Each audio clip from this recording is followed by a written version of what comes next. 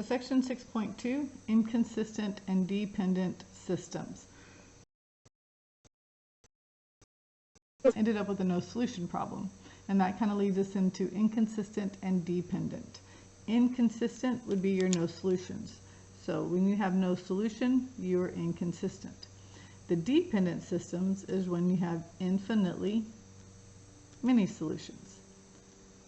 So section 6.2 is going to be all about either no solution or infinitely many. I would definitely think about trying these by hand, but you can also use a calculator. And again, only use a calculator with matrices if you have systems of linear equations. Don't use this when we have our x squares and y squared. So make sure you're only using matrices with systems of linear equations.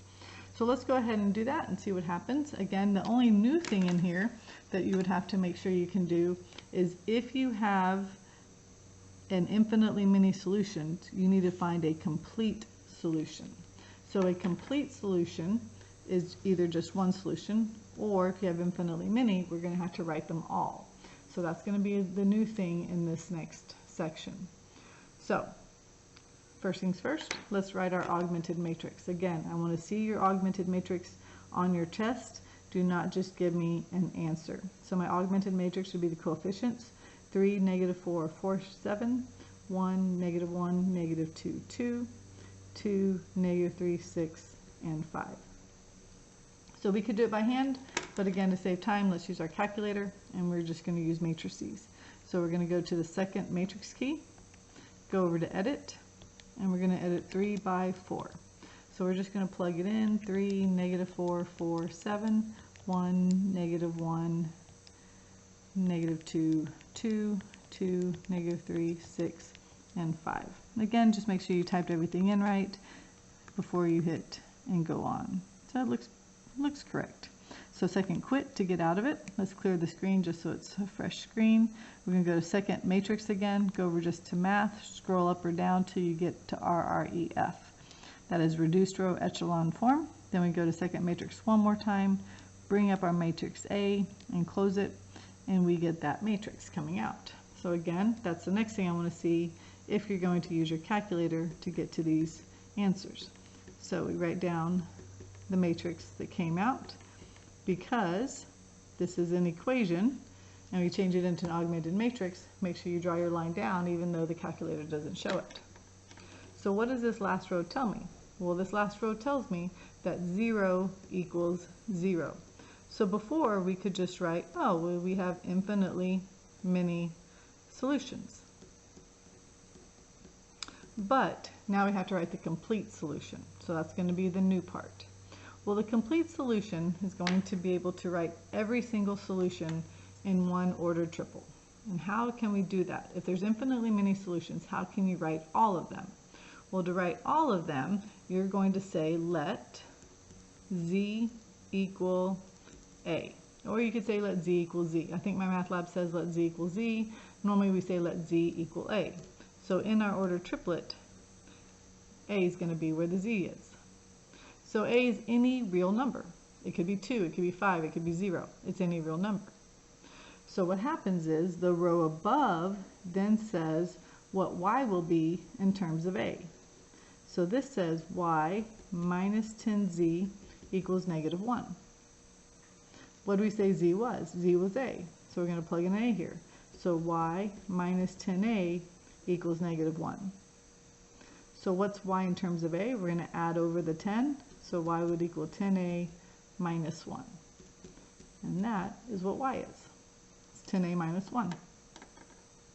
And then we say, okay, what does the row above it state? Well, the row above it would state that x minus 12z would equal 1.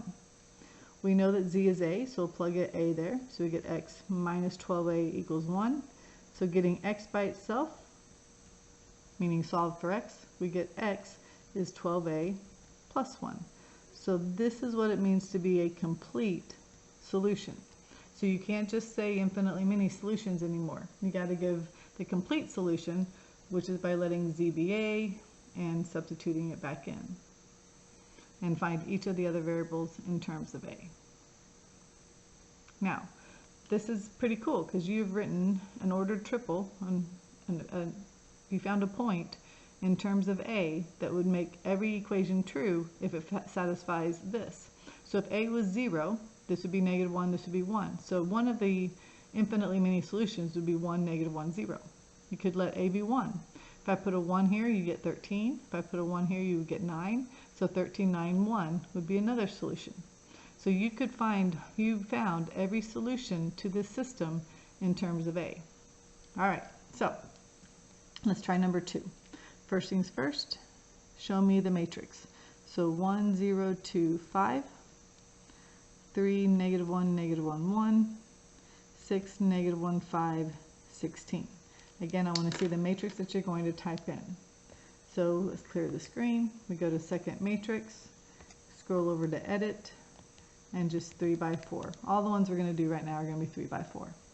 So 1, 0, 2, 5, 3, -1, -1, 1, 6, -1, 5, 16. And then we quit. Second matrix, go over to math, scroll up to reduced row echelon form. Second matrix one more time, bring up the A. And we're going to get that. So the matrix that came out was 1, 0, 2, 5, 0, 1, 7, 14, 0, 0, 0, 0. So the row of 0 says, hey, I have no information for you. That just means there's infinitely many solutions. So now you need to find what all of them are as a complete solution. And how do we do that? Well, we start off by saying, let Z be A. Again, I think my math lab says let Z be Z. You can let it be anything you want. We normally just say let Z be A. So if Z is A, my last coordinate is going to be A. Now we need to go back to the row above to find out what Y is. So the row above says that Y plus 7Z would equal 14. Well, Z is A, so Y plus 7A would equal 14. So Y is going to equal 14 minus 7A, or you could put -7A plus 14. Doesn't matter, however you want to write it. Now what does the row above it say? The row above it says that X plus 2Z would equal 5. We know Z is A, so X plus 2A equals 5. So X would equal 5 minus 2A. Again, you have written a complete solution to every answer for this system of equations. So I'm going to let you do number 3. If you try number 3, I'll go ahead and give you the answer. It would be a no solution, which means you're going to get a 0 equaling something else, so that's not going to work. And let's go ahead and do number 4 together. So number 4, we'll write it out. 2, 1, -3, 4. 4, 0, 2, 10, -2, 3, -13, -8. Again, make sure you put a 0 in the spot that's missing a term. So second matrix, go over to edit. It's a 3 by 4.